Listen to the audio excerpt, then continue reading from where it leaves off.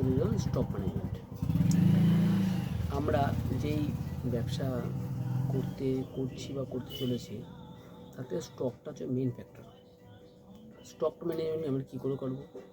তার জন্য আমাদের একটা জিনিস ভাবা উচিত, সেটা হচ্ছে আমাদের কোন প্রোডাক্টটা রানিং চলছে সেই প্রোডাক্টটার আগে নথি রাখা উচিত, এবং কোন প্রোডাক্ট স্লো মুভমেন্ট তার নথি রাখা উচিত। এরকমভাবেই আমরা যদি আস্তে আস্তে সমস্ত প্রোডাক্টের বিচারিতা করি, সমস্ত প্রোডাক্টের বিচার করে আমরা রাখি, তাহলে আমাদের স্টক ম্যানেজমেন্টটা 100% কিওর হয়ে যাবে।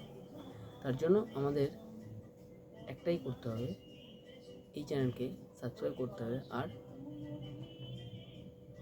লাইক করতে হবে, শেয়ার করতে হবে, তাহলেই আপনি সমস্ত কিছু জানতে পারবেন।